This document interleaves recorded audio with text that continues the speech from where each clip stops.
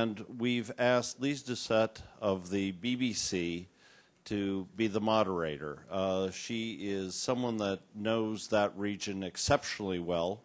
And for those of you that were with us at our conference before the NATO summit in Bucharest, I think it's fair to say she moderated one of the most interesting, even at times electrifying, conversations on Afghanistan that I've seen in a long time. So, Lyse, you can bring out your panel. Please.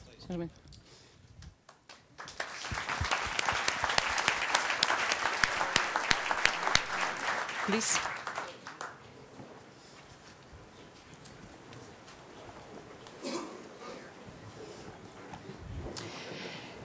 Hello and welcome. I'm Lyse Doucet. I'm a presenter and correspondent for the BBC. I've been working on Afghanistan for the past 20 years. I was there when the Russians were trying to get it right in Afghanistan, and now the Canadians are trying to get it right, my own country, with a few extra Americans, of course, as well. The title of our session, Afghanistan, Pakistan, How to Get It Right. What will it take to get it right? Even the title of our panel suggests that something has changed, that there has been a rethink. For nearly 8 years, we've been coming to sessions on Afghanistan. Now I think there is a broad understanding that if you're going to tackle the problems of Afghanistan, that Afghanistan and Pakistan are both problem as well as solution. The second part of our title, what will it take to get it right? For years now, the international community and Afghans have been arguing. Is it a success? Is it a failure? Is the glass half empty? Or is it half full? Is it significant that 5 million Afghan children are going to school? Or is it a failure that 5 million Afghan children are not? From Washington to Whitehall to Wullas-Wallis districts across Afghanistan, everyone is now asking, why didn't it work out the way that we have hoped? An urgent review is underway. And some of the questions that are coming up in those reviews will be the topic of our panel today. And what a distinguished panel we have brought together. First of all, of course, the Honourable Richard Holbrooke, a great, long, distinguished career in many of the world's trouble spots. He's now taken on the very difficult job of Special Representative for the State Department on Afghanistan and Pakistan.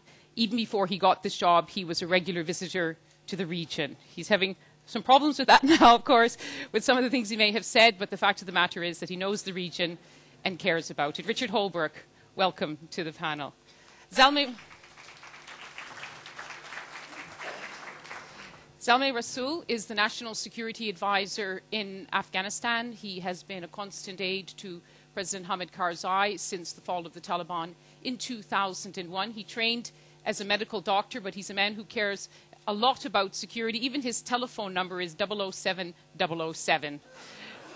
But don't bother calling it. He never answers it. And on the other side, Radek Sikorski. What a long way Radek Sikorski has come. 20 years ago, in what was the harshest winter in memory in Afghanistan, Radek Sikorski was outside Kabul in the hills, freezing with Mujahideen fighters, waiting for the government of President Najibullah to fall as Soviet troops departed. Now, of course, he is now the foreign minister of Poland, has also served as defense minister in his country, and is also one of the region's experts on Afghanistan. Welcome, Radek Sikorski. Ruprecht Poland, who's from the German Bundestag, he's head of the Foreign Affairs Committee. He's just come back from a trip to the north of Afghanistan, to Kunduz, where German troops are based, also to Faizabad and to Kabul. Germany, of course, is the third largest troop contributor to Afghanistan, 3,500. But, of course, whenever anyone talks about more European troops to Afghanistan, they take a long, hard look at Germany.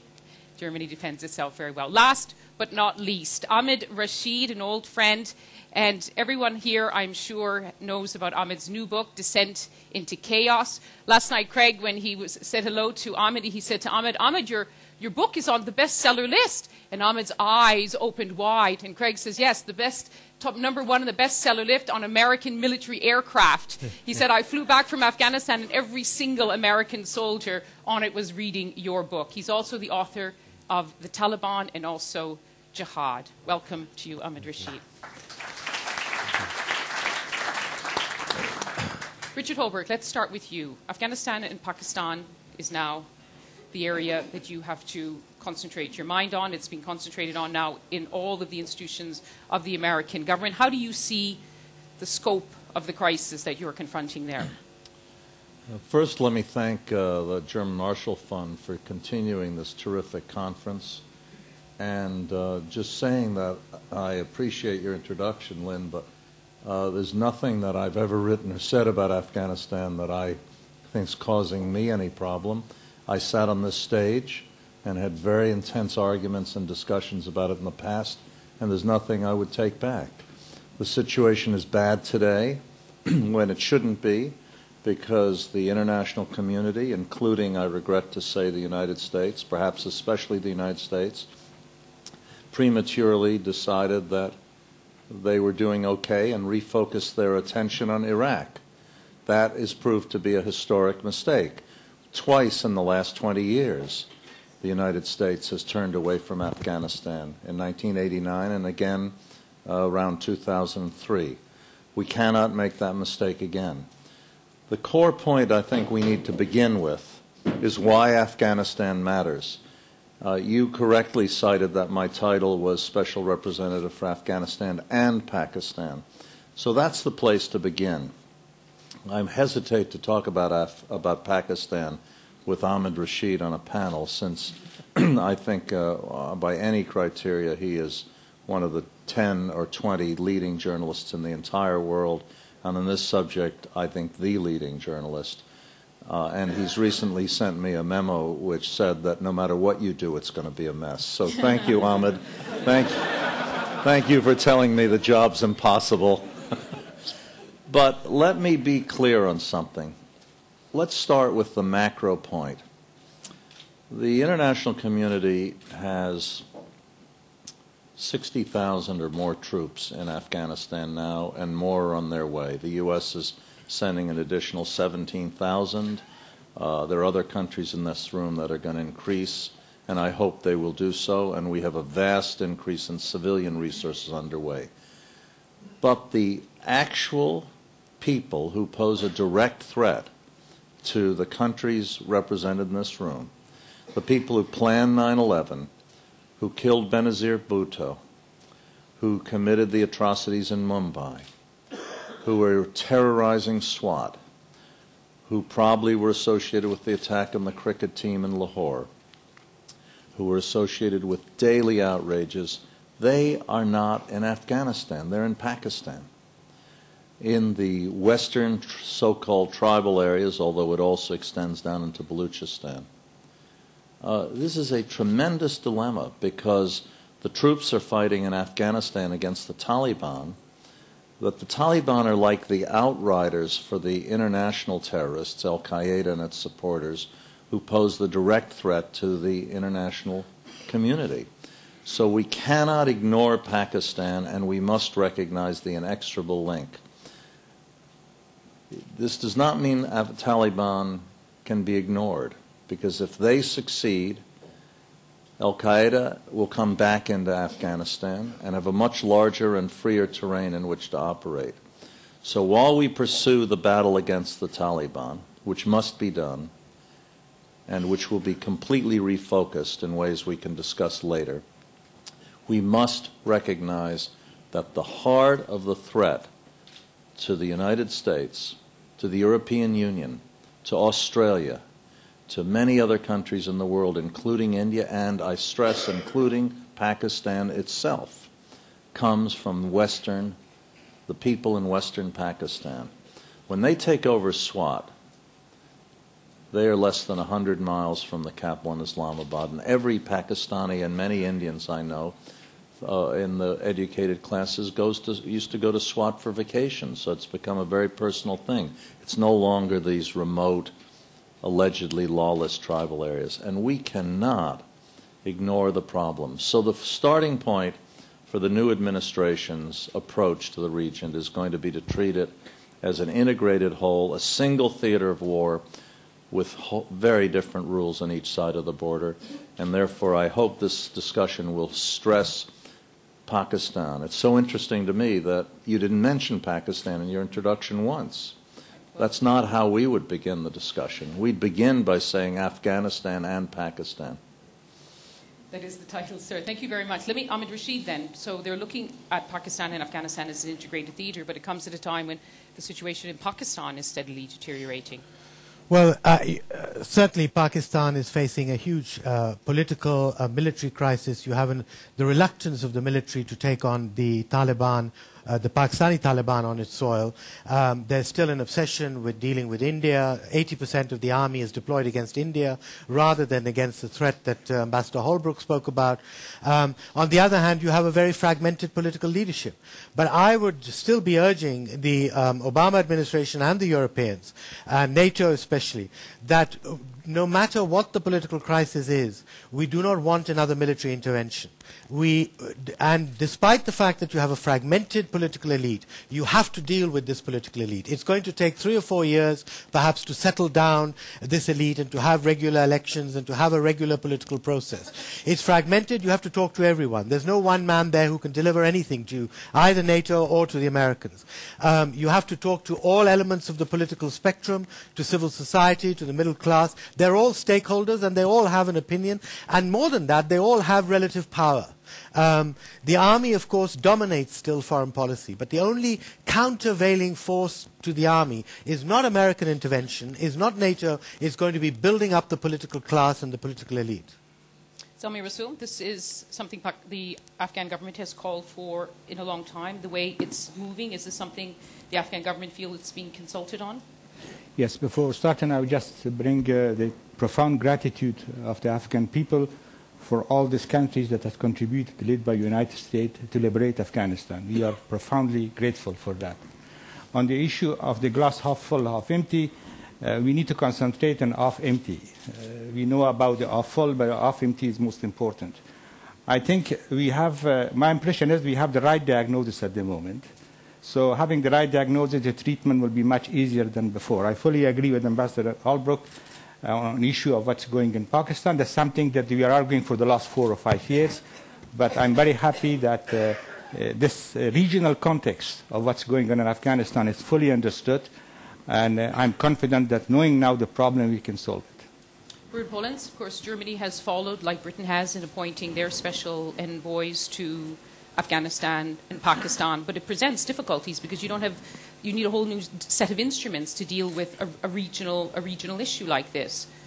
I think one should not overestimate the possibilities of a country like Germany or even the Europeans as a whole to deal with a country like Pakistan. You described the problems in this country, and probably the Europeans don't have real leverage to solve these problems, but we can be helpful. We have founded this Association of Friends of Pakistan together with some Emirates, with China, with other states who have some kind of influence in Pakistan in special areas of this country. And I think this is an approach where Germany and the Europeans can be helpful, of course also with foreign aid and foreign help, especially in the tribal areas to encourage education and so on and so on. This is what we can do, and we appreciate very much the more regional approach of the Obama administration, because if you analyze the conflict about Afghanistan, you have 3 layers. You have the inner Afghanistan struggles between the tribes and so on. You have the global dimension with Al-Qaeda, and you have a regional dimension. And this regional dimension so far has not been addressed. And with this neighborhood conference or a contact group or an idea like that, it could be possible to include all the neighboring countries, including Iran, I would recommend. And I appreciate very much that the Americans invited the Iranians to this conference in Den Haag. And could I just footnote that Japan will host a Friends of Pakistan and a donors conference on April 17th, which I'll represent the United States at. Germany will be a very big participant. And we've also been talking extensively to the Chinese about this issue, because China has been completely ignored by the Western alliance, even though China has a common border with Afghanistan and Pakistan and India, and has very high strategic interests, which, if you analyze them, are parallel to ours. And I agree with what was just said about Iran as well. Radek Sikorski, Polenz has mentioned, of course, how Europe wants to play a part in this new realignment of strategy toward the region. We're waiting, of course, for this high-level review of American policy to come out next week. Where do you feel Europe can play the best role in terms of being a partner in this new approach, if you like? I think it's useful, first of all, to define what we mean by get it right.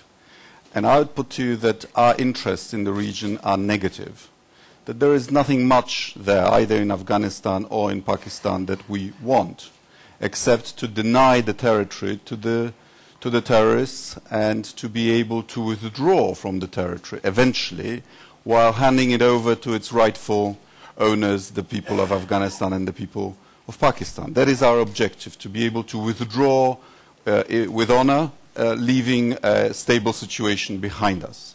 So I believe that our objectives should be less messianic and more limited, more manageable. And I agree with Mr. Polenz that Europe doesn't have that much leverage, but as the West as a whole, we don't have that much leverage. The responsibility for managing these territories should be primarily on the heads of the two governments. And let's recall some of the... Pakistan and Afghanistan. Of course.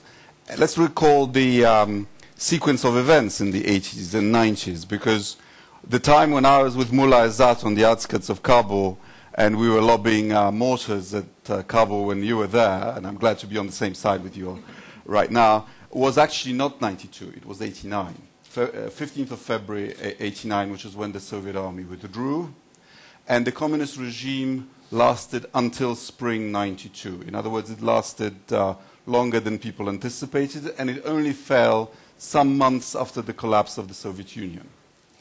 And Western assistance to the Mujahideen actually continued after the Soviet withdrawal, and we wanted to install a friendly government in Kabul. It was when the Afghans themselves tore themselves apart and were unable to form a stable government that we lost interest. And I think we should remember that lesson, that it was the Afghans themselves that failed at that time. And the scope of the problem is now alongside the Afghan-Pakistani border. We have about 3% of the population of Pakistan living in the federally administered tribal areas, and we have the 5 provinces of Afghanistan in the south, where the Clausewitzian center of gravity of this conflict lies. And that's the scope of what we have to deal with. But I believe that introducing regular administration, honest and capable administration by Pakistan and Afghanistan is the solution. Let me pick up on 2 points. So you mentioned, of course, not the whole thing about not abandoning Afghanistan, and Richard Holbrooke has mentioned again that the international community is very aware of trying to stay the course in Afghanistan. But you mentioned the goals. If I could come back to Richard Holbrooke, I appreciate this. The survey is only coming out next week, or the review. But there has been this debate, and it's been leaked to the media, and Senator McCain spoke about it in an op-ed. Is it going to be minimalist goals? Is it going to come down to basically security and counterterrorism? Or is there going to be a broader set of goals that the international community will have in working with the Afghans to achieve in Afghanistan? I'm not sure how to answer that question because I don't know what minimalist goals mean. More focused on security and counterterrorism? That's not... People can talk about anything they want, but you can't separate the civilian and the military aspects of the war in Afghanistan. And you can't succeed in Afghanistan if you don't solve the problem of Western Pakistan. I agree with everything my friend Radek Sikorski said.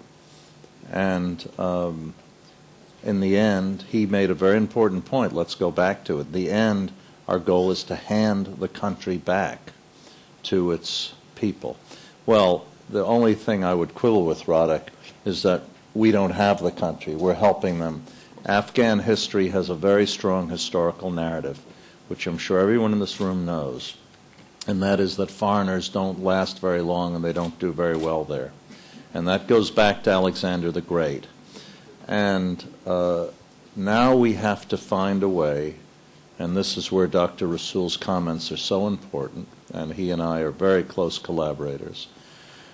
We have to find a way to convince the Afghan people that we are there with the goal of departing, but departing in a way that does not repeat what happened before in this tragic, unlucky, but extraordinary country. You've been there. Many people in this room have been there. We all know this, the unique nature of Afghanistan. And we need to devise programs which improve the Afghan government's capability to defend itself, and that means considerably strengthening the Afghan National Army, the ANA, and the Afghan National Police, the ANP.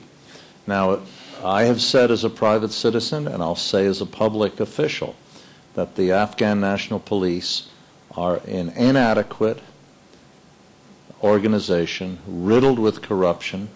There's now a new Interior Minister, Mr. Atmar, who was a brilliant Minister of Education. He was responsible for educating millions of young girls in Afghanistan, which is a revolutionary thing to do, and he is committed to improving the police, and we have high hopes that that will be a successful venture.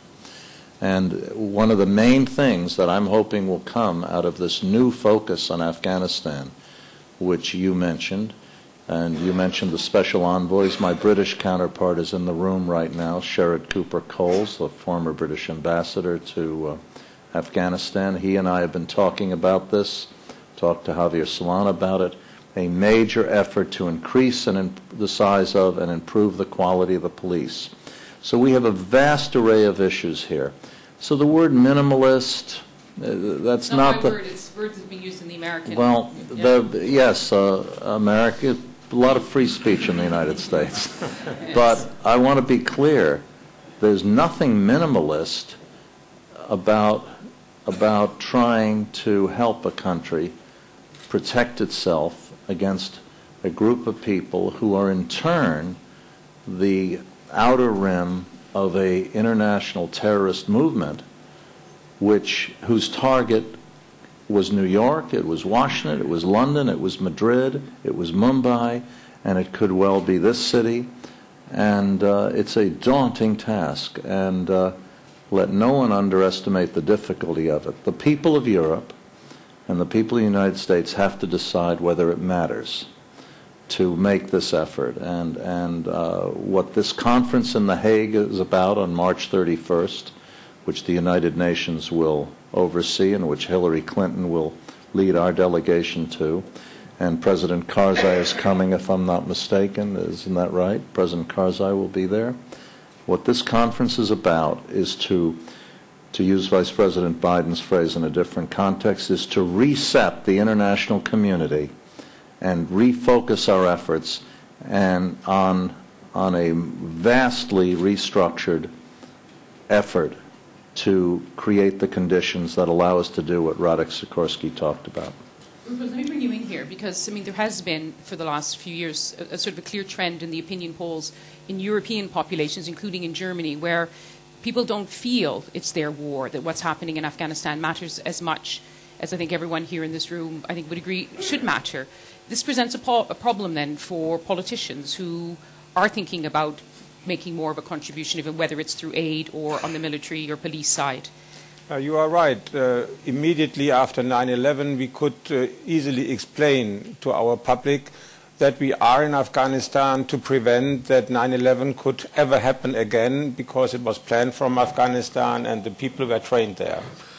If you are quoting this phrase of our former defense minister Struck, Germany's security is also defended at the Hindu Kush.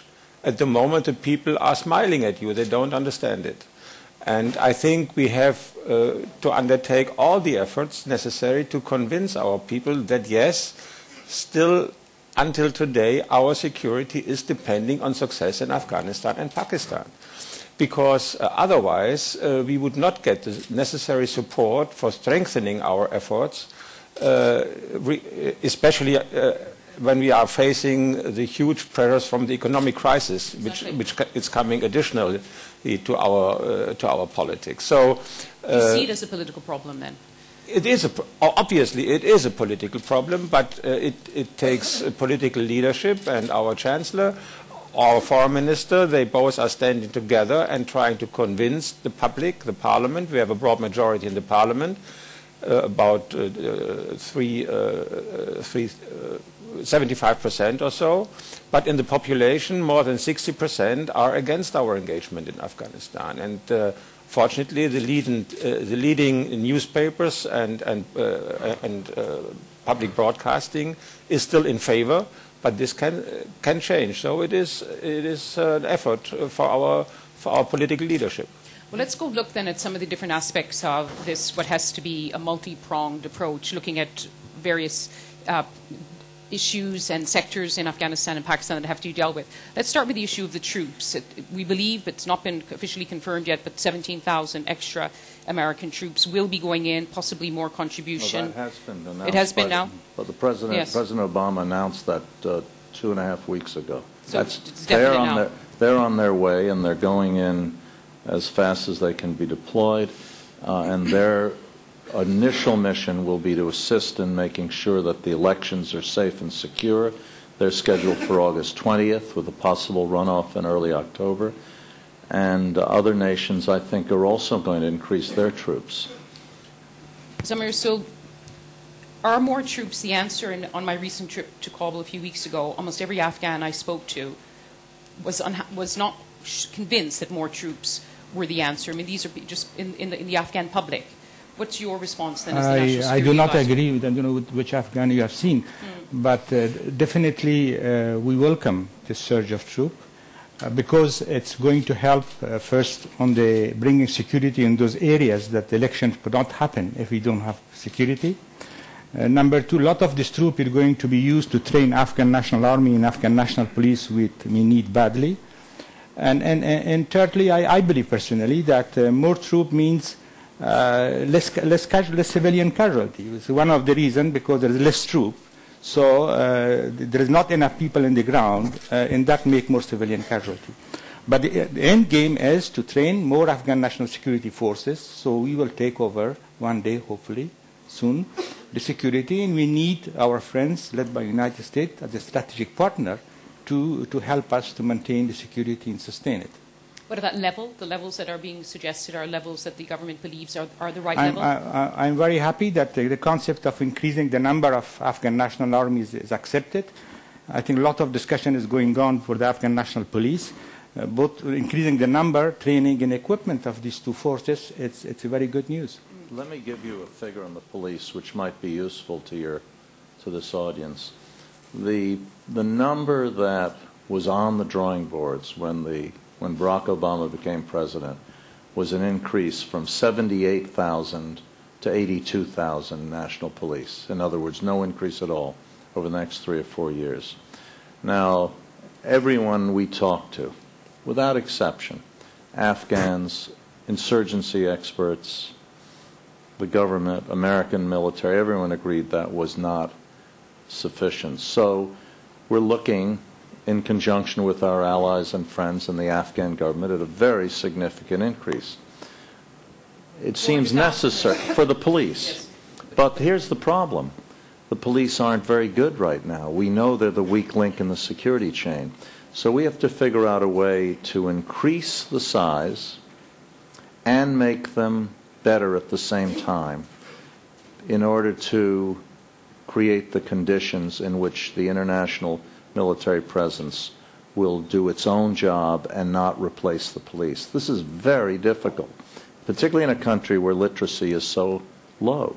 There was a report in the New York Times said that you're looking at a figure for police and army combined of 400,000, which is a huge increase. Yeah, I read that piece, and I thought that the numbers were not exactly the ones that will be ended up with. I think they were speculative. They may have come from people in the bureaucracy who are working with it. But the President has not made final decisions on that, nor have we had final discussions with our close friends and allies, with NATO, and with the government of Afghanistan. but a significant increase for sure. Ahmed, you've written about this issue of both the numbers and also who finances this huge increase. Can I just make one point, my colleague there? I think, one thing that the European governments have failed to do is to educate their publics about the terrorist threat that Europe faces today. In 2001, Al-Qaeda had virtually no cells in major European countries. Today, Al-Qaeda has neo-type cells in every single country. Nobody here from any European government can say, we have not arrested extremists on our soil. You all have arrested extremists on you. You foiled attacks already. Now, unfortunately, I think Al-Qaeda is targeting Europe. The next attack will be in Europe. And one of these attacks that you have been foiling so far are going to get through. So I think, the public needs to be educated on that. Governments have not educated their publics that one of the reasons you are in Afghanistan is to stop the terrorist threat in Europe precisely. And, I know for a fact about Germany, you have something like 50 extremists who are from Germany, who are not just immigrants, but white German converts. You've got the same in Denmark. You've got several hundred, maybe thousands in Britain. I think this is a really major threat that has to be dealt with. Let me just say one other thing on the way this Obama plan is being presented. I think, the media sometimes got the wrong end of the stick, even though I'm, from the media. The media is talking about a military surge. Now, what Obama is talking about is a comprehensive surge. Right. Now, that is what is critical. Now, what does that mean? It means economics, reconstruction, rebuilding, police. It means everything. And that's where I think the bridge between the U.S. or the gap between the U.S. and NATO can be bridged. Because what NATO is in should also be involved in. If we talk about a comprehensive surge, some countries will not now give troops. Okay, so those countries should cough up the money, or they should cough up technocrats or trainers or agricultural experts or whatever.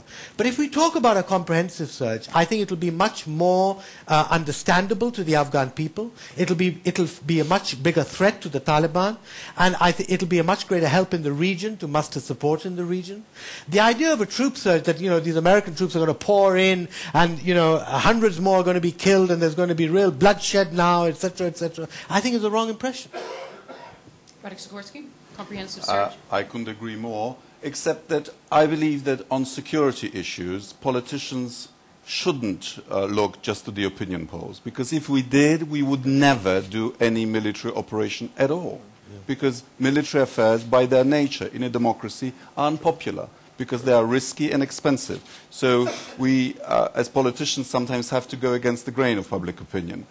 And when you have a NATO operation, we all voted unanimously to invoke Article 5 because our ally, the United States, was attacked. So this is a NATO operation, unanimously agreed, and we have to win because we need to maintain the perception in the eyes of our potential adversaries that when NATO goes to war, NATO prevails.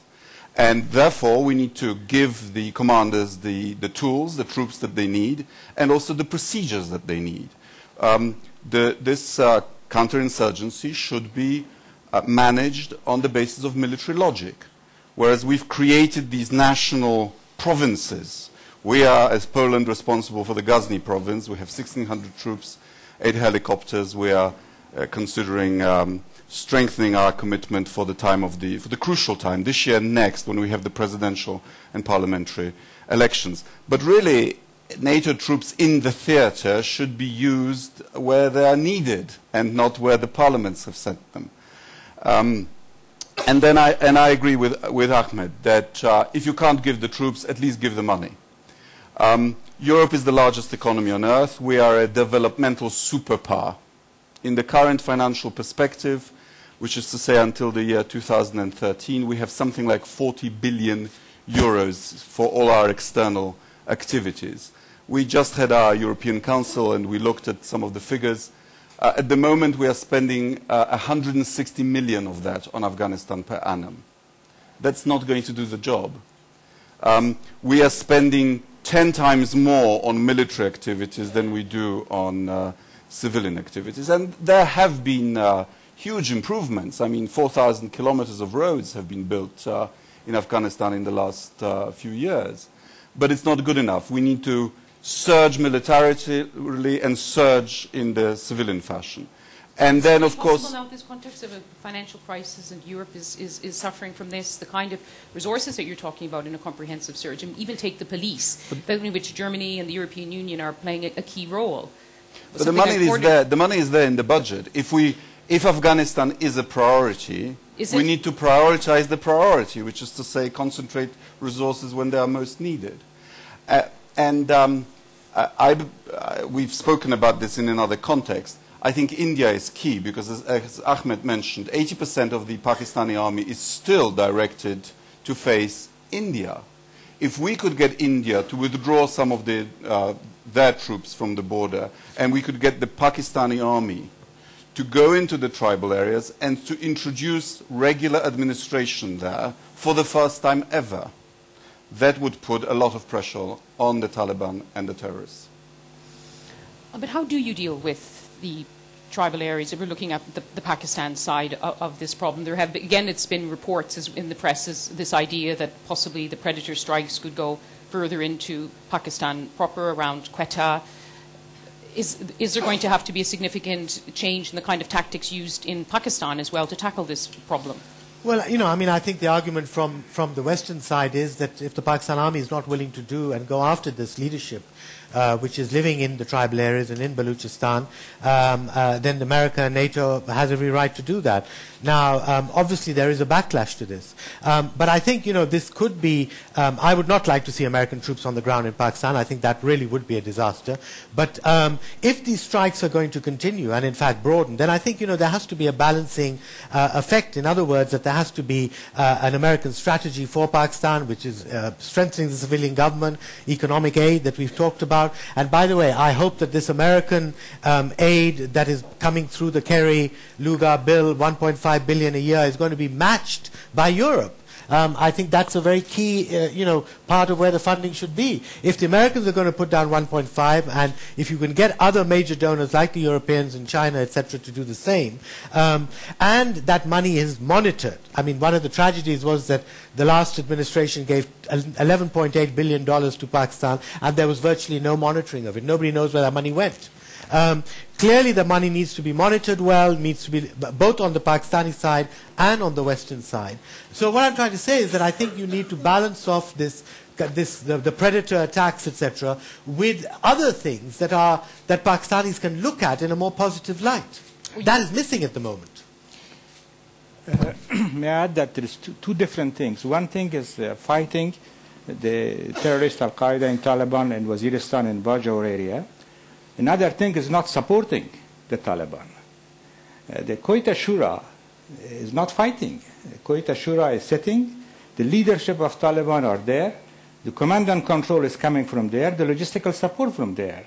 So Pakistan should also fight, of course, against the terrorists, but also stop, or institution in Pakistan, stop to support the Quetta Shura, which their leadership of the Taliban are sitting there freely.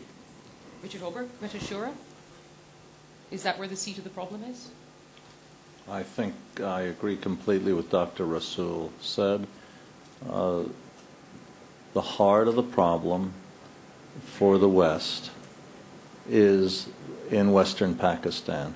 But they're not going to be U.S. or NATO troops on the ground in Pakistan.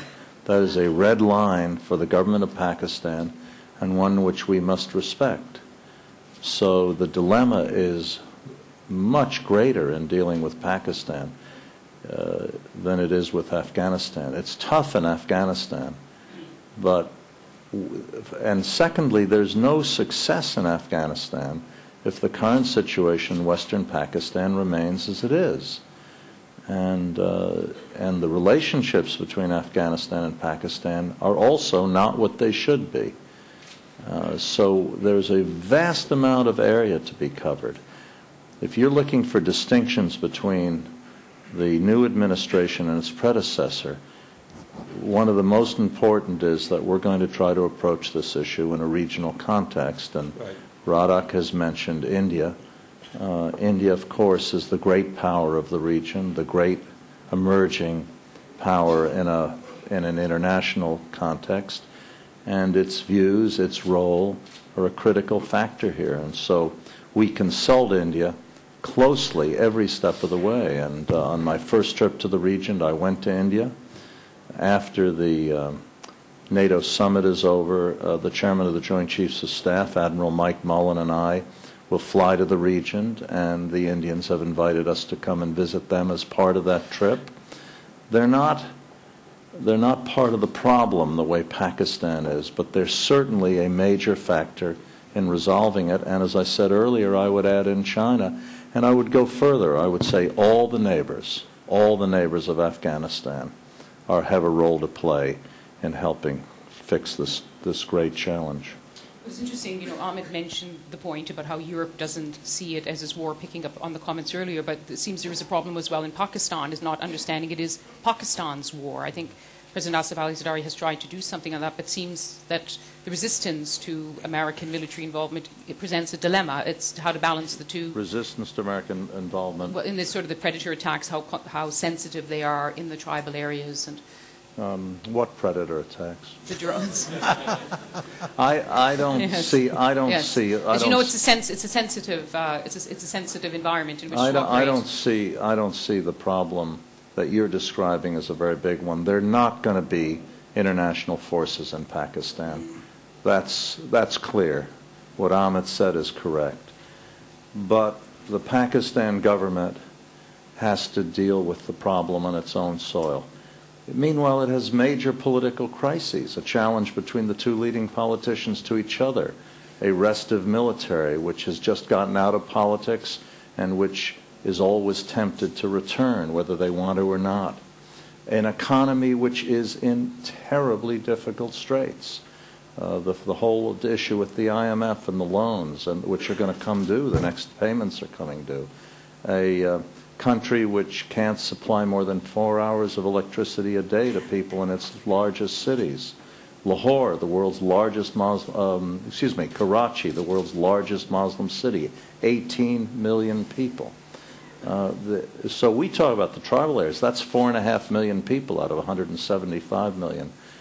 Pakistan is a country in tremendous need of international attention and support, for its own sake and for the impact it would have on the situation in Afghanistan. Let me open it up to some questions from the audience. I'm sure there are many. This lady here with the white jacket.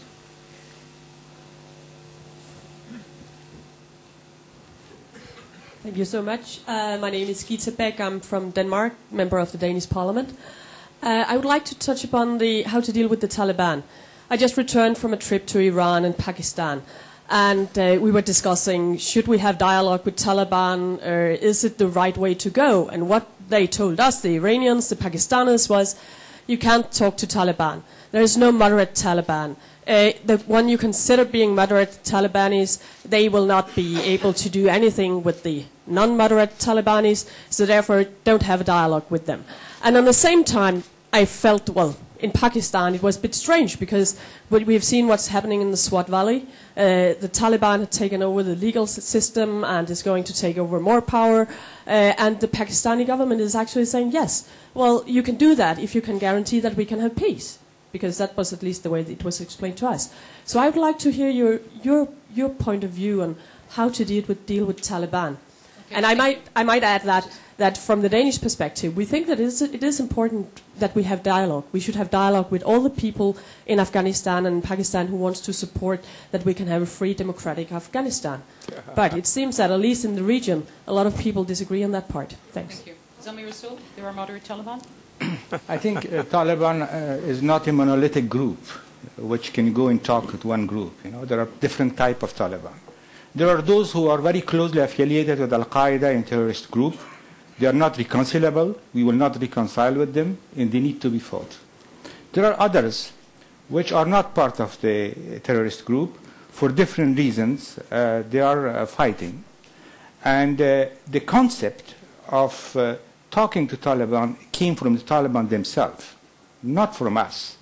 We have been contacted that for some of them, this war is becoming useless because in both sides, Afghans are killed. If you just burn a school, Afghanistan will suffer, a part of Afghanistan will suffer. So it's not very general, but at least this concept started to be discussed among them. So we need to leave a door open for those who stop fighting, drop their guns, and accept our constitution. So far, they haven't asked in the contact, they haven't asked anything more than that. They want security once they come in, but also some financial support, because for some of them, war becoming a source of money. They are paid $100 to $200, $300 per month as a salary. So yes, we need to bring on board those who are not ideologically motivated, those who are accept our constitution and wants to come back. And those who are not doing it, we need to fight them. Thank you. There's a huge number of questions. Let's take this lady here and this gentleman here. Take 2 questions because we're not going to get through all the... Thank you. Mia Doornaert, newspaper The Standard, Brussels. Mr. Rashid, you said, and I think you're right, that the European governments do not do enough to inform and educate their public opinions that there is still a terrorist threat. On the contrary, we hear very influential people saying that Al-Qaeda doesn't exist anymore. Mm-hmm. And I've heard it compared by influential people to the old-fashioned fever thermometer, you know, with mercury. When you drop it, the mercury splits in small balls which are not interconnected. And so there is a denial that there is still an organized terrorist threat. So I don't know if you or anybody else of the panel would answer that. Pass the microphone back here. Thank you. My name is Uday Bhaskar. I'm visiting from New Delhi. I thought Mr. Rasoul just now made one of the most significant observations about the problem in the region of Pakia.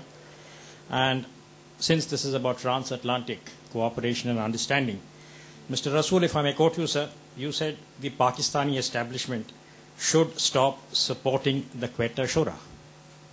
And Ahmed also made another very important point, which is that Pakistan does not need another military coup. I think we've all visited the region in the last few months. So I thought maybe the panel could be asked to triangulate these 2 points. One, the establishment in Pakistan that's supporting the Quetta Shura. And if the military takeover is not an option, maybe Ambassador Holbrooke would like to share some thoughts on this. What's the way ahead, sir? Do you want the first question on Taliban? Well, I think Al-Qaeda is still a strategic threat to the West. Al-Qaeda is the unifying force which brings together the Pakistani Taliban, the Afghan Taliban, and the Central Asian Taliban in this border region between Afghanistan and Pakistan. Al-Qaeda is strategizing. Today you go and attack Pakistan. Tomorrow you have ceasefires with the Pakistan army and go and attack the Americans in Afghanistan. And we're seeing it's a very, very comprehensive strategy, and it many times is probably more comprehensive and understandable than the Western strategy is, quite frankly.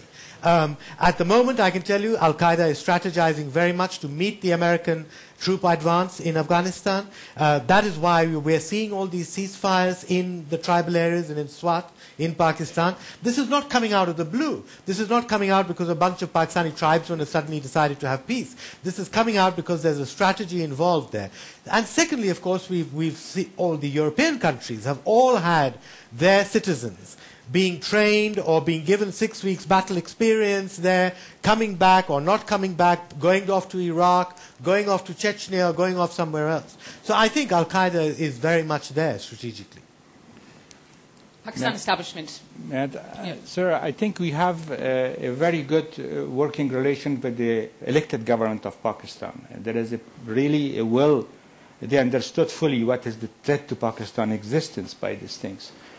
We wish that this political will go down to the military and to intelligence. We are in contact. We had a tripartite, very good tripartite meeting in Washington. It's going to be continued.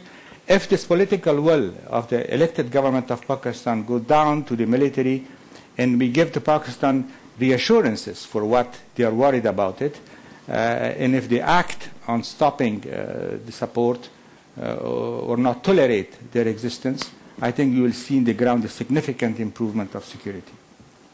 So, did you want to comment, or do you want to leave it there?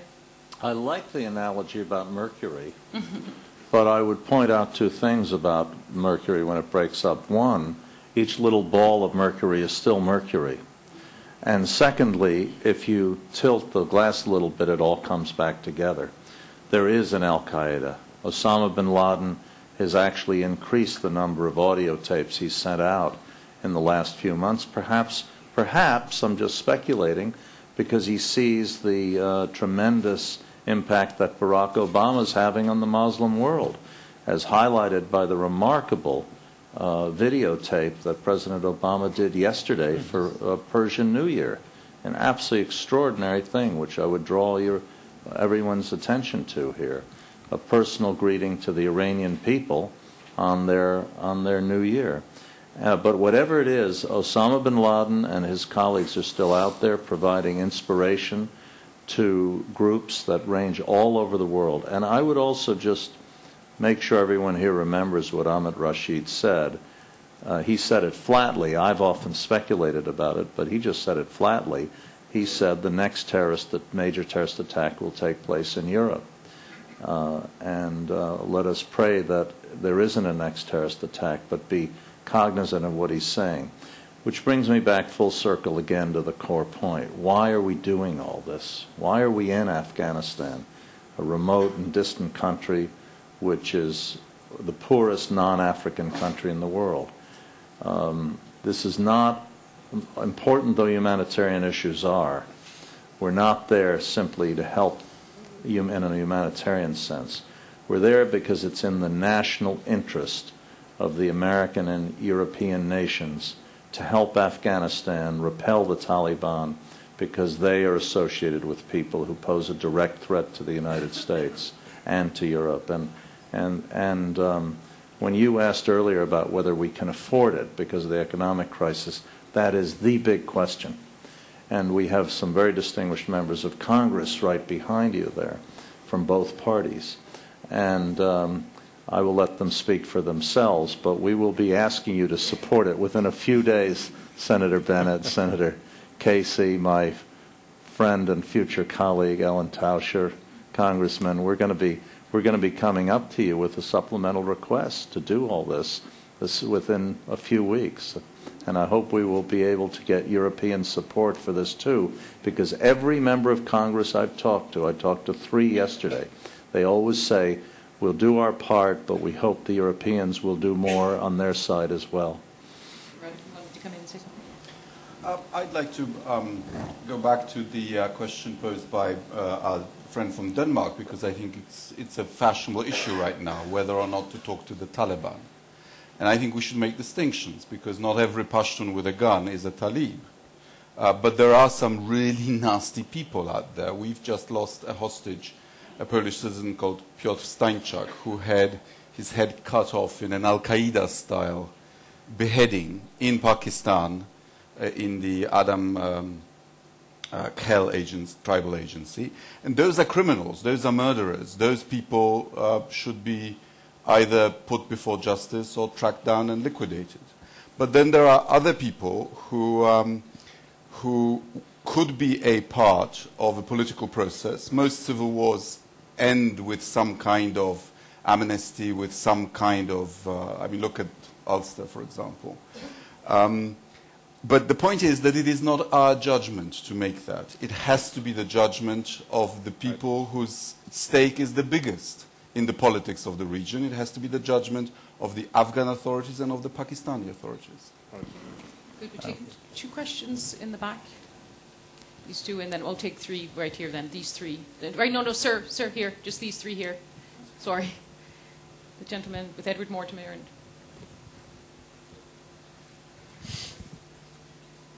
Try to keep our questions short because a lot of you want to... Thank you very much. Edward Mortimer from the Salzburg Global Seminar. This is a discussion on the record with media coverage, and I suspect that is the reason that one word has not been mentioned so far, which is Kashmir. We've talked about quite a certain amount about India, a lot about Pakistan, a lot about terrorist groups based in Pakistan. Can we realistically discuss Indo-Pakistani relations and not mention Kashmir? And then to the lady in red. Monji from Japan, former ambassador of Japan to Iraq until July last year. 2 points. First, Japan is doing quite a lot in Afghanistan. I'll go very briefly, but we implemented about 3/4 of $2 billion assistance pledged since 2002. And also, we are going to provide a half-year salary of 80,000 police officers from now. And also, we are cooperating with NATO. We implemented 43 projects with NATO PLT, and we bear half the cost of the DDR follow-up through NATO Partnership for Peace Trust Fund. Second point is that the... Your question? Yeah, question. There are three elements of the security improvement in Iraq. First is the surge and the military build-up of the Iraqi security forces. But that movement from above by force alone would not be sufficient. The second element is the movement from the bottom. That is the Sunni tribal leaders started to cooperate with Iraqi security force and coalitions, providing information of whereabouts of the caches or the terrorists. And third important element is the ceasefire announced by the Shia militia. Yes. My question is, these second and third element, can they be applied in Afghan context? If so, in what form? Thank you. And to the lady here with the red, please. Thank you. I'm Jean Shaheen. I'm a member of the U.S. Senate. Ambassador Holbrooke, I'm not, however, going to speak to how we're going to fund the effort in Afghanistan. You've all talked very eloquently about the need for a regional approach, about the importance of supporting military efforts there and rebuilding the Afghan army and the Afghan police. But can you also talk about what we should be doing to rebuild civil society in Afghanistan, about how to help them crack down on corruption within the government, about how to deal with the poppy trade? Because it seems to me unless we deal with those issues, we're not going to be successful with all the others. Thank you. Kashmir, Ahmed, do you want to talk about Kashmir? The link? Well, very briefly. I mean, it is absolutely critical that we get movement between India and Pakistan on Kashmir. Unfortunately, the recent Mumbai attack has really set that back. Now you have elections in India, so we're talking about probably another 6 months before you get any dialogue going. But part of the regional approach has to be that the Americans, the Europeans, have to get involved in bringing the two countries together on Kashmir. That was the stumbling block after 9/11. President Musharraf promised a strategic U-turn for Pakistan in supporting the American attack on Afghanistan. There was no strategic U-turn, unfortunately, because the Kashmir issue, the Pakistan Army did not conduct that U-turn. We still need the Pakistan Army to actually strategically rethink what Pakistan's national interests are, and that the real threat at the moment is the internal threat of terrorism. So I think Kashmir is absolutely a vital part of that. Let me just say something on the economic aspect. I think part of the failure of the previous U.S. administration was it utterly failed to rebuild or help rebuild the Afghan economy. Now, critical to the comprehensive approach that I hope the Obama administration will take is it's not aid and development in the classic sense that you do in Africa and other places. We need to rebuild the Afghan economy, even to the minimal way that it was before the Soviet invasion, which was what? And for that you need 2-3 essential things. You need infrastructure. Partly it's done, but you don't have electricity in Kabul right now. Afghanistan has no electricity. Now, in 1978, you had a dozen major towns that had electricity. So you had a functioning kind of urban economy. The second major thing is agriculture. 70-80% of Afghans live in the countryside. It was only last year that the administration actually committed money to agriculture. Mm-hmm. I'm not talking now about counter-narcotics investment. I'm talking about real investment in irrigation, new seeds, new crops, new methods of teaching people what to grow, etc., etc. And the third thing, that will generate jobs. The real counter to the Taliban is to generate jobs. You're not going to generate jobs by setting up, sort of fake projects or duplicating. You're going to generate jobs by getting Afghans to work for the Afghan economy. That is what is critical, and that has been missing so far. Ahmed, did you read our top secret strategic review? Because I'm so glad that Senator Shaheen raised this question and Ahmed's answer. First of all, on the drug issue, the United States alone is spending over $800 million a year on counter-narcotics. I have said publicly as a private citizen, and I'll say it again today, but speaking for myself and my new job, we have gotten nothing out of it. Nothing. It is true that some hectarage of opium crop has been destroyed, but it hasn't hurt the Taliban one iota, because whatever money they're getting from the drug trade, they get whatever they need, whether we reduce the acreage or not. And by forced eradication, we're often pushing farmers into the Taliban hands. It is the most wasteful and ineffective program I've seen in over 40 years in and out of the government. We are going to try to reprogram that money. About 160 million of it is for alternate livelihoods, and we'd like to increase that. We want to re-examine it top to bottom. Secondly, I have come to exactly the same conclusion Ahmed has independently, which is that it's an agricultural country. And the Taliban there's been a lot of talk today about moderate Taliban and so on and so forth. Most people fighting for the Taliban are not ideological supporters of Mullah Omar. They're young, unemployed men who get paid more in many cases than the National Army pays them, and they're given guns. And Afghanistan has got a long tradition of being a gun culture. And they fight, and if they have alternate livelihoods, if they have decent jobs, maybe the recruiting base will begin to dry up a bit, what the military calls drain the swamp. So one of the things we're going to ask Congress for, and I've already talked to our new Secretary of Agriculture, Tom Vilsack, about this at length, is a very significantly expanded agricultural sector job creation set of programs. Irrigation, farmer-to-market roads, marketplaces, seed. It's the largest per capita user of wheat in the world, but 60+% of the wheat is now imported, and the locally grown wheat is very low in nutrients.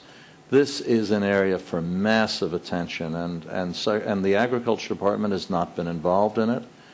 There is no central coordination in the U.S. mission. The UN, the U.S., and the Europeans have no programs. The little programs they have are not coordinated. This is an area of great promise. Rebuilding the Afghan economy is critical. Now, Dr. Rasoul mentioned the meetings in Washington, and perhaps I could say one brief word about those.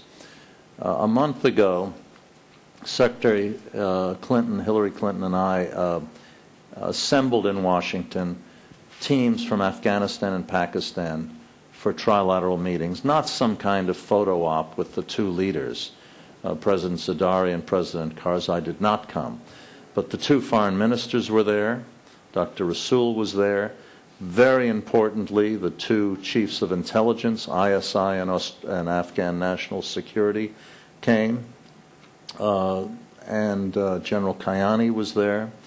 And we agreed to make this at least a 4 times a year event, and the next one will take place in Washington in the second week in May. And this time, for example, we're going to have the Secretary of Agriculture chair a breakout session just on the issue Ahmed talked about. And we're going to continue this in an effort to break down historic walls of distrust between Afghanistan and Pakistan so that we can cooperate. We cannot have two intelligence services that barely talk to each other, that each hurl accusations at each other and ever hope to succeed militarily. So we cannot have a situation where the route from Peshawar into Kabul is in its current condition and inhibits economic trade, to say nothing of its challenge to the American military, NATO military logistical lines.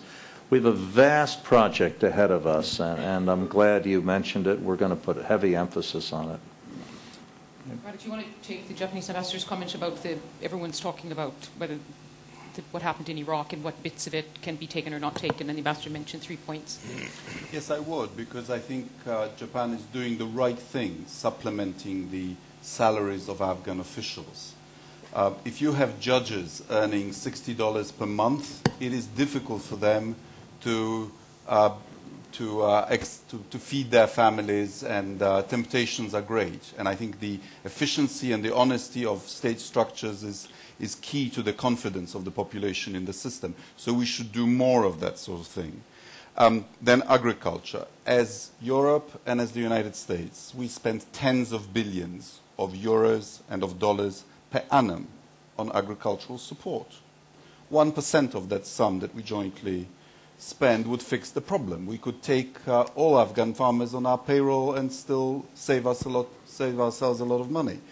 And the drug issue also will, I agree with Dick, that it won't be solved by traditional methods because they have failed everywhere. I believe it needs a more imaginative approach. We should look, for example, at the way that poppy production was eradicated in Turkey in the 60s and 70s, or rather not eradicated but regularized, so that it is divorced from criminal activity. Could I just add one thing on Japan? I'm very glad that the ambassador mentioned it. Japan has played a phenomenal role, and to be very clear with everyone, for the next 6 months they're paying the salaries of the whole Afghan National Police Force. That is a remarkable gesture. They're hosting the Pakistan conference. They're increasing their aid. They've appointed a very major ambassador, colleague of yours, as my Japanese counterpart, and they must be acknowledged for that leadership. And there's a country which really understands that there is a direct linkage between its security and what happens in Afghanistan and Pakistan. And I'm glad you got a chance to make your statement. Okay, we're running out of time. I'm going to take, just in the interest of balance of the room, 3 questions over here. The gentleman here with his hand up, and the man in the pink shirt, and the woman in front. We'll have to keep the questions quick, please. Thank you. Patrick Worms from Aspect. Mr. Rashid, there is an issue that's not been mentioned. That is how Pakhtun nationalism has been perverted by Saudi money and Saudi influence to create the Talibanization and Al-Qaedization that we're seeing today. And Ambassador Holbrooke, you won't be surprised at my second question, since we last met in Tbilisi during the August War. How difficult is it going to be to implement the policies that you're trying to do when we are seeing attempts that are being described by the Russian Federation to limit the access to Afghanistan by NATO and American forces through Central Asia, as most recently was shown by the closure of the Manat base in Kyrgyzstan? Thank you. Just a very quick comment. Your name, please? Sorry, Peter Lorel from FIPRA. You were talking about the narcotics. If you want public support and you can communicate clearly the plan that will deal with the poppies and so on, you're much more likely to get a much stronger public support from every parent that is concerned with children in school. I mean, one of the few things every man in the street knows is that Afghanistan produces 80% of the world's heroin. Thank you. And one last one here, the woman in the front, please. My name is Margarita Mathiopoulos. I'm chairing the Transatlantic Forum of the Free Democratic Party in Germany, and thank you, Dick, thank you, Ambassador Holbrooke, for honoring us and coming and speak to us.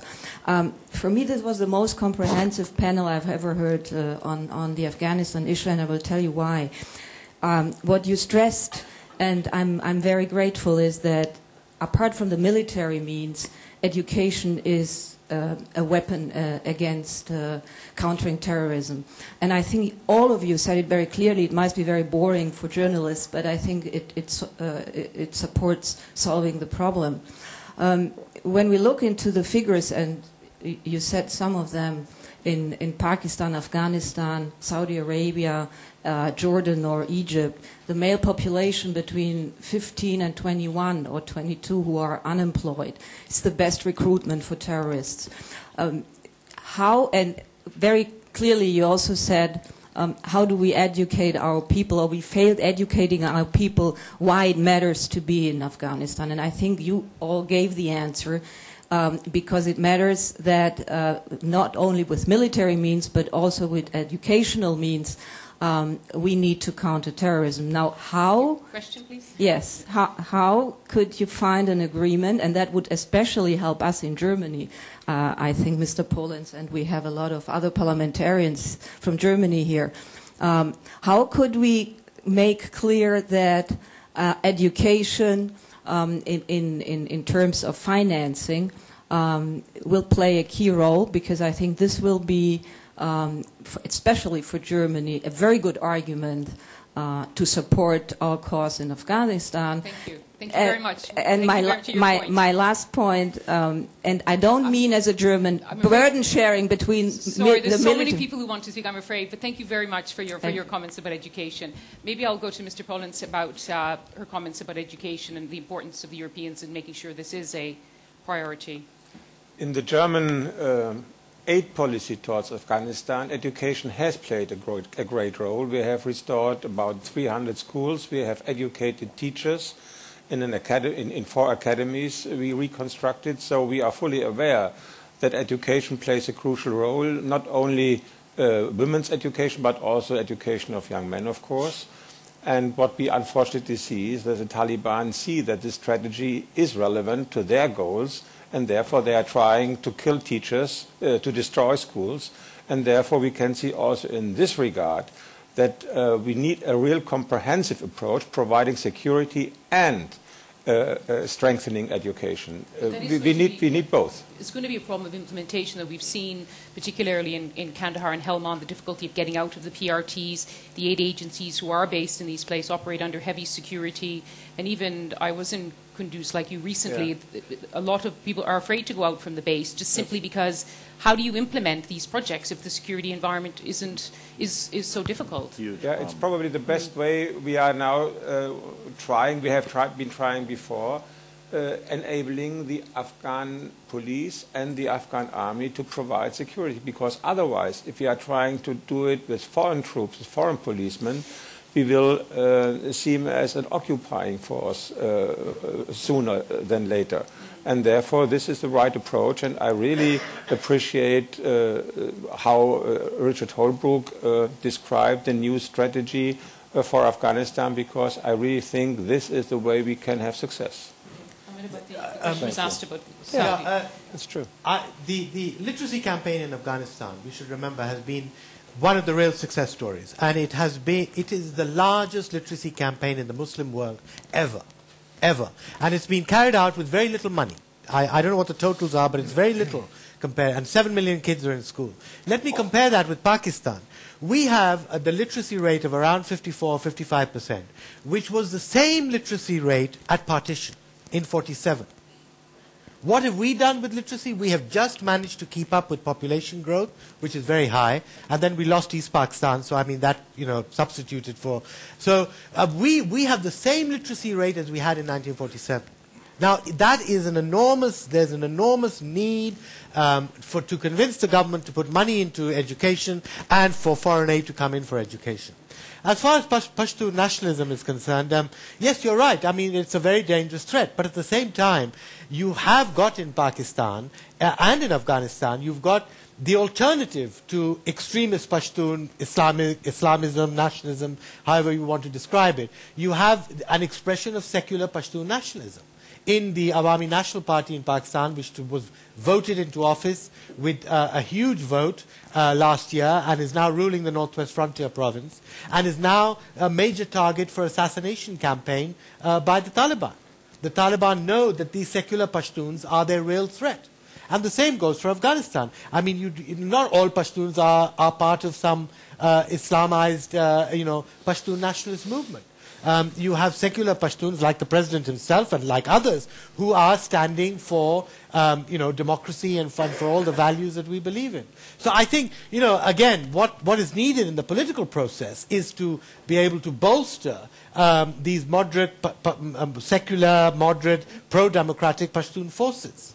Thank you, Richard. And there was a question about Russia. I know this discussion. I'll mention Russia briefly, but I want to return to the education issue that Marguerite raised.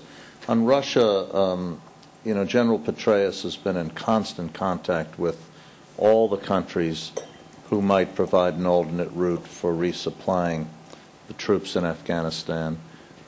If you look at Afghanistan, it is the single most difficult logistical resupply problem in the history of the United States military, bar none. And the route, why are you laughing, Ahmed? It starts in Karachi.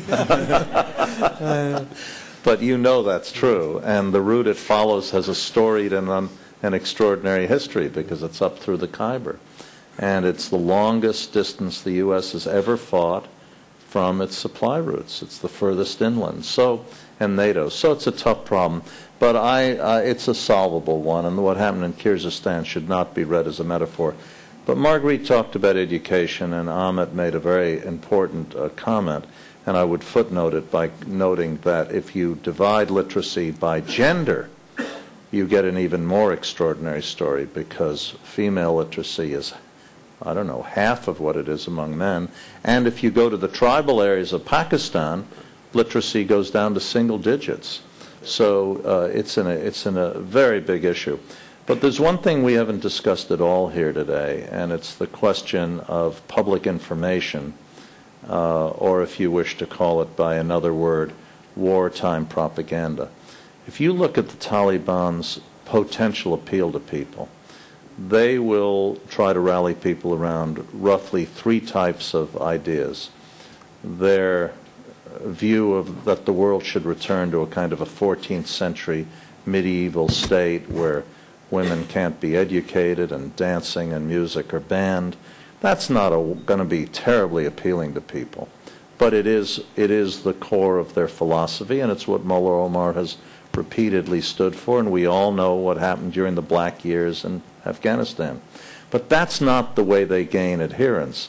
They gain adherence through arguing that the international forces are occupying forces, and thereby play into that great historic narrative for Afghanistan, which we discussed earlier. And secondly, they use intimidation tactics. And in the last few years, this has gone absolutely unchallenged by the international military coalition. And if I were to single out major gaps in our efforts, this would be right at the top. Case in point, Mr. Faizullah, the mass murderer terrorist who has taken over parts of Swat in Pakistan.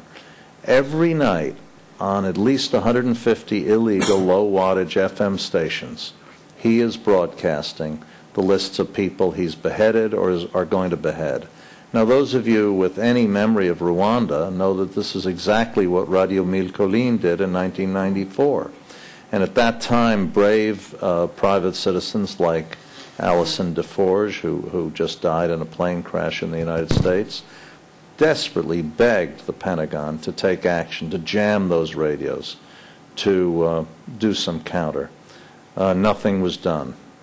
And right now, Faizullah has carte blanche to go ahead and broadcast from these sites.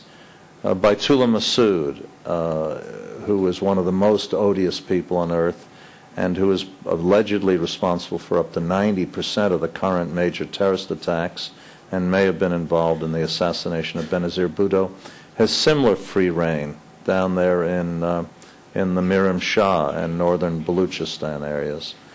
And what are they saying? They're saying that the international forces are there to occupy your land forever, which isn't true, but we aren't countering it. They're using terror propaganda. We need, when you talk about education, Marguerite, you're talking about 2 different things. Education Ahmed talked about, but also a major effort must be done, in my view, to counter this. And that also will be part of the efforts that we're trying to put forward as we move forward.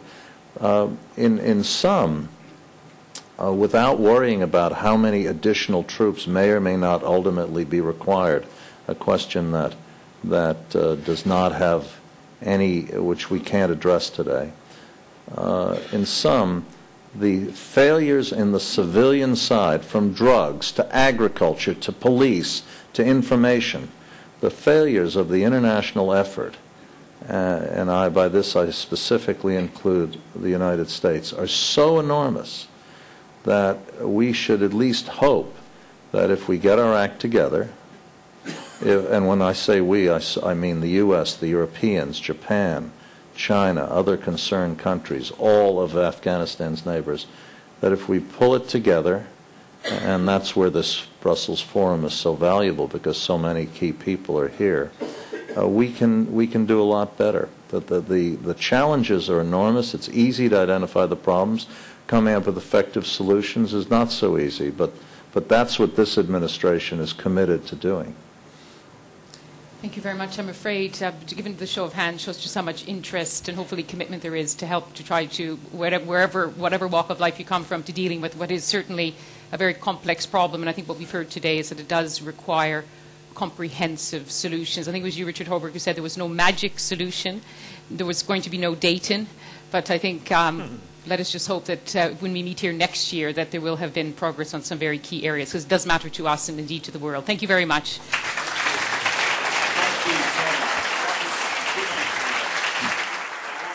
Panelists, it was really an outstanding session. Now we're going to go to lunch. Look on your badge. There's a number. It says what session you're going to. We tried to match you up with your choices. As you go out, staff will direct you to lunch. And we'll see you back here at 4:30.